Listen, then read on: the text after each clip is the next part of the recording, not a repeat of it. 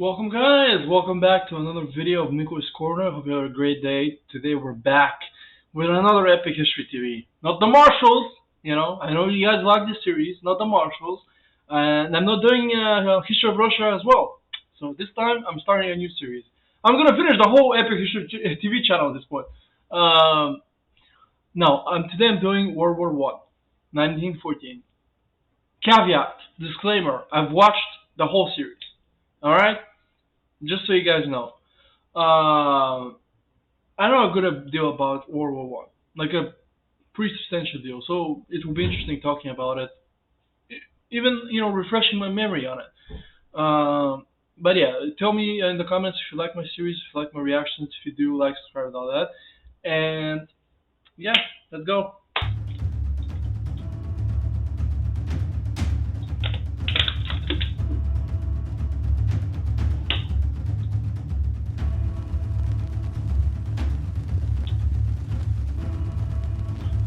By the way, I was recommending a book if you're interested in World War One called The Guns of August.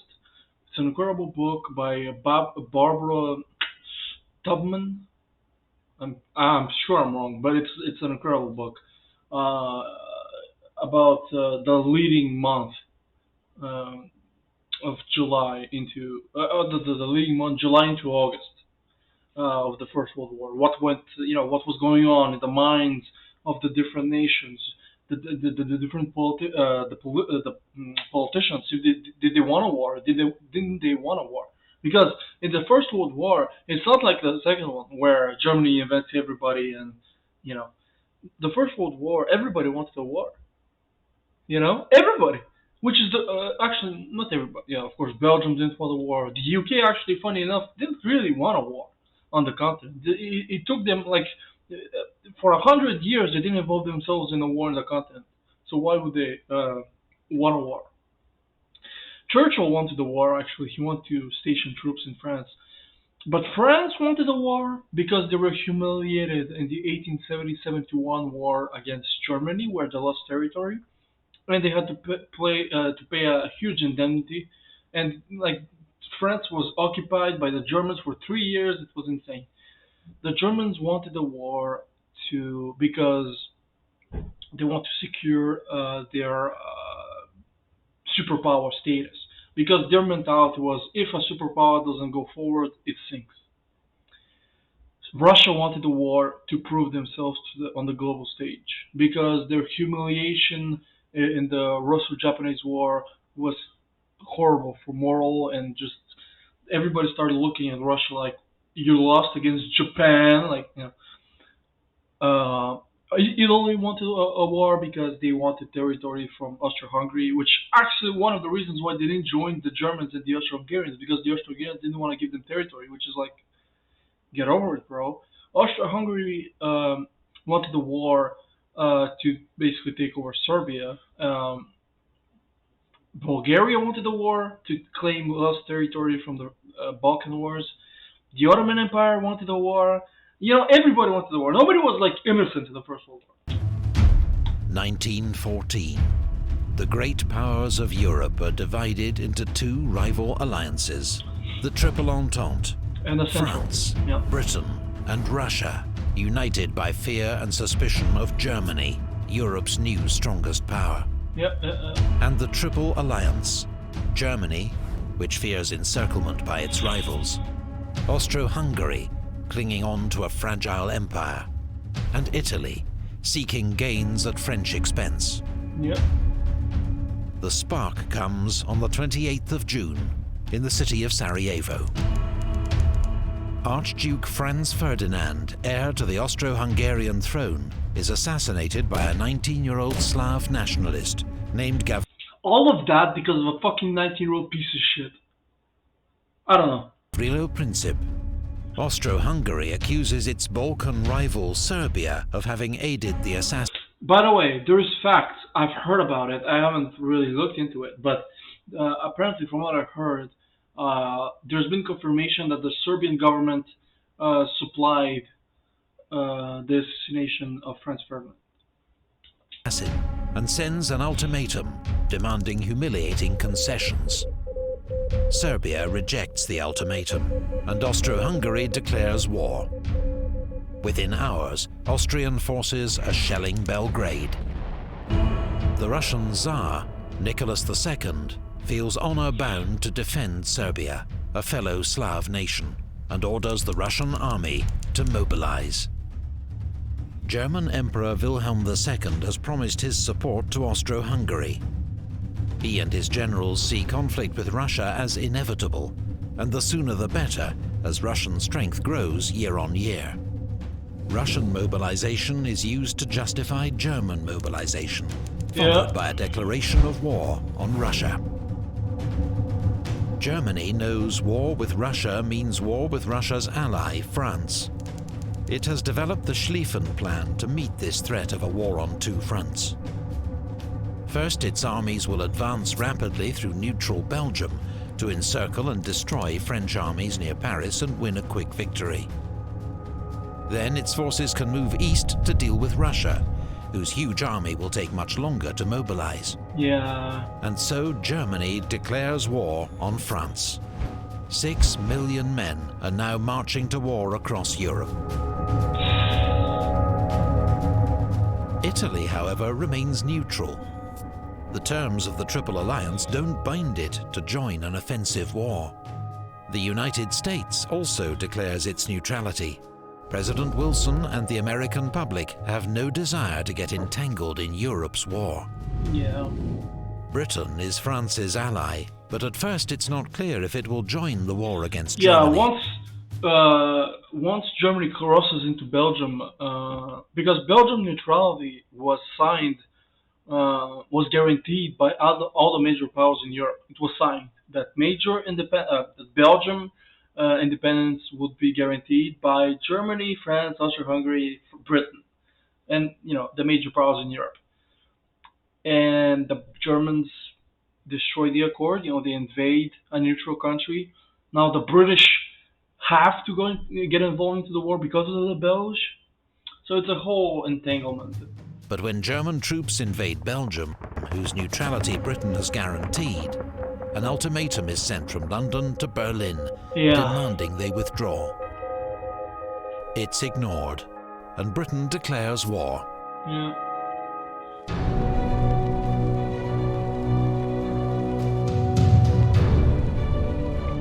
A British expeditionary force lands in France, while the German invasion is held up for crucial days by Belgian resistance at the fortress city of Liège. German troops commit several massacres against Belgian civilians. The Germans really went all out when it came to massacres in Belgium during the First World War. It was pretty brutal. The atrocities are inflated by Allied propaganda and help turn public opinion in neutral countries against Germany. Which is actually, the propaganda was so heavily used in the First World War against the Central Powers, and they were so vilified that after the war, everybody, all the public from the world, or the Allied nation at least, looked upon it like, so it was basically all a lie. That basically the Germans, the Austro-Hungarians are like these demons coming, demon hordes, the way they were portrayed in the media, but it was all propaganda. And actually that ends up hurting the Allies in the Second World War, because in the Second World War, when the Allies started portraying Nazi Germany the way they portrayed them, as the way they were, the people didn't believe them. They were like, okay, we're going to war again. It was very much taken with a grain of salt. France, unaware of Germany's great encircling attack, launches Plan 17, an offensive into German territory. But in the Battle of the Frontiers, they're driven back with enormous losses on both sides. The British Expeditionary Force clashes with the German army at Mons. I'm sorry I'm pausing, guys, but some people said that they like my commentary, so there you go. When you look at the casualties in the Napoleonic Wars and you go 100 years later, it's like this is in one battle what happened in months. But the British are heavily outnumbered, and soon join the French in retreat. The Allies make their stand at the River Marne, 40 miles outside Paris. Their desperate counterattack saves the city and drives the Germans back. Both sides suffer 250,000 casualties. The race to the sea begins as both sides try to outflank each other to the north. Yeah, makes sense. A series of clashes leads to the First Battle of Ypres, where the Allies desperately cling on and prevent a German breakthrough. There are more heavy losses on both sides. The two armies then dig in along the entire 350-mile front, seeking shelter from deadly machine gun fire and artillery shells. Trench warfare has begun. Talk about disease, man.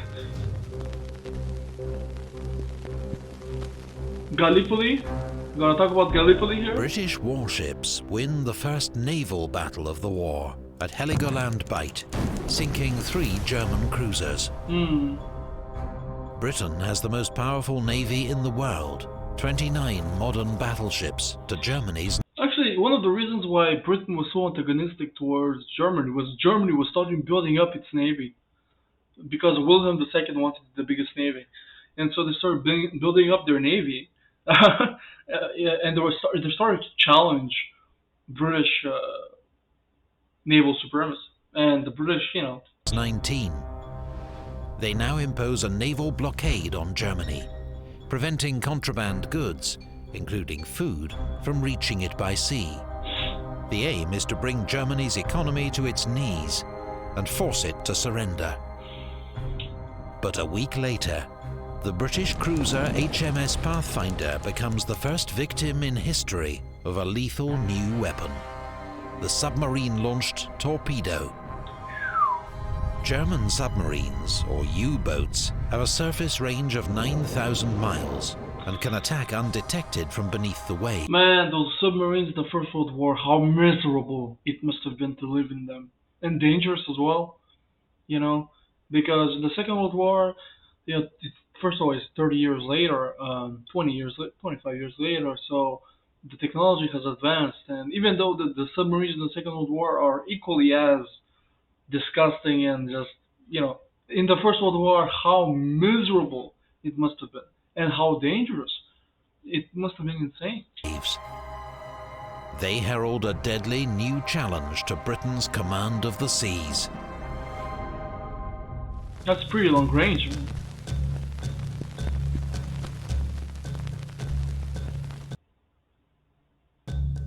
On the Eastern Front, Russian armies invade East Prussia, but they blunder into disaster at the Battle of Tannenberg, where General von Hindenburg and his chief of staff, Erich Ludendorff, mastermind a brilliant German victory, taking 90,000 prisoners and destroying an entire Russian army. Jesus. The Russians contribute to their own defeat by transmitting uncoded wireless messages. A second massive German victory at Masurian Lakes forces the Russians into retreat.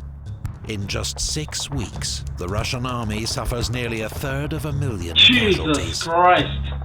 6 weeks? Meanwhile, Austro-Hungary's invasion of Serbia suffers a humiliating reverse. Yeah, Austro-Hungary is basically what Italy was to the Axis. Failing on all fronts. At the Battle of Tser. Austro-Hungary's offensive against Russia also ends in disaster and retreat, with the loss of more than 300,000 men. The fortress town of Przemysl is cut off and besieged by the Russians. The Germans are forced to come to the rescue, launching a diversionary attack towards Warsaw. It leads to weeks of brutal winter Haven't we fighting seen this somewhere around the before? Polish city of Łódź, but there is no clear winner. Meanwhile, the Turkish Ottoman Empire has joined the Central Powers, declaring war on its old enemy, Russia. Turkish warships bombard the Russian ports of Odessa and Sevastopol, while in the Caucasus, Russian troops cross the Turkish frontier.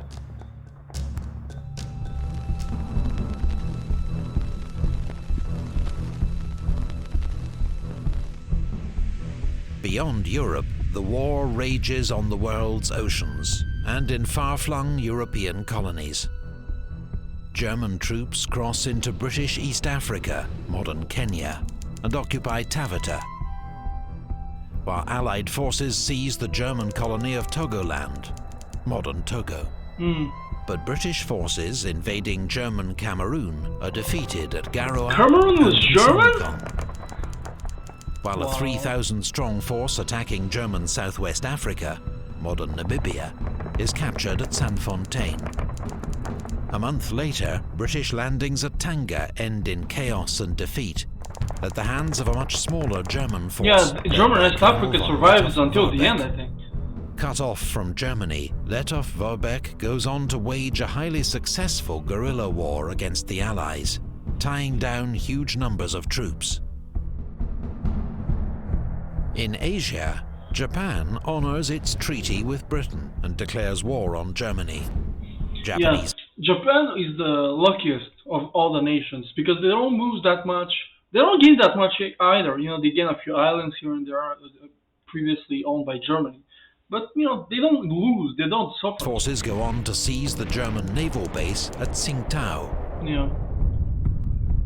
The German colonies of Samoa and New Guinea surrender to troops from New Zealand and Australia. I didn't know they were But in German. the Pacific, off the coast of Chile, German Admiral von Spee's powerful East Asia squadron sinks 2 British cruisers at the Battle of Coronel. Both Imagine you're the British, you're like on the coast of Chile, you're chilling, and the fucking Germans come out of nowhere. are lost with all hands. 5 weeks later, he runs into a British naval task force at the Falkland Islands. 4 of the 5 German cruisers are sunk. Von Spee goes down with his flagship. Respect! Meanwhile, in the Middle East, British troops seize control of the Ottoman port of Basra, securing access to the vital Persian oil that fuels the British fleet.